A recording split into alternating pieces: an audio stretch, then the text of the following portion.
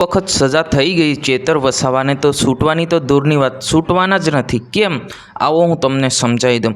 ચેતર વસાવા 22 તારીખે કેમ નથી છૂટવાના એ પણ તમને મુદ્દા પર હું સમજાવી જઈશ.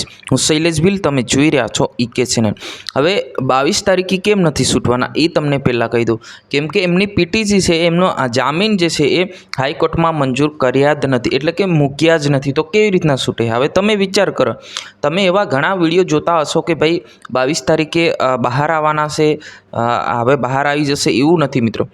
એમને જામીન જે છે મંજૂર, જામીન જે છે મૂક્યા જ નથી. જે જામીન મૂક્યા છે એ તો જે બાકીના ખેડૂતોએ એમને જામીન મૂક્યા છે, નકર ચેતર વસાવાના જામીન મૂક્યા જ નથી. એના કારણે જે આ બહાર આવશે, આ બહાર આવ્યા પછી જ એમની જામીન જે છે એ મૂકવામાં આવશે, એવું જે ચોખ્ખું કહેવાનું હોય છે. જે અત્યારે લગાતાર દિવસે ને દિવસે તારીખો પડી રહી છે અને લગાતાર જે દલીલો થઈ રહી છે કે ભાઈ એક બાજુ સરકારી પક્ષ, એક બાજુ બચાવ પક્ષ, બંને વકીલો 2-3 કલાક દલીલો કરવામાં આવે છે, તે છતાં આ કેસનું હજી પણ નિરાકરણ આવી રહ્યું નથી. અને 22 તારીખે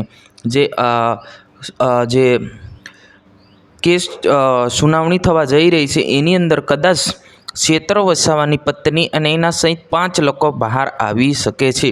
એ ચોક્કસ આપણે કહી નથી શકતા, એ તો કોર્ટનું છે, એ તો સરકારી વકીલ છે, એમના પર આપણે ડિપેન્ડ કરી શકીએ કે કેસ કેવો હશે, કેવી રીતના છે. અત્યારે જે લગાતાર તારીખ પર તારીખ પડી રહી છે અને 22 તારીખે ફાઇનલની સુનાવણી થવા જઈ રહી છે. પરંતુ કોની? કે ચેતર વસાવાની નહીં, કે એમના સહિતના બીજા બાકી લોકો છે અંદર, એમની જ જામીન જે છે મંજૂર કરવામાં આવશે એવું લોકો કહી રહ્યા છે. હવે ચોક્કસ આપણે કહી નથી શકતા. આ વિશે તમારે શું કહેવું છે જરૂર કમેન્ટ કરીને બતાવજો. આજની વિડીયો અંદર બસ આટલું જ. જય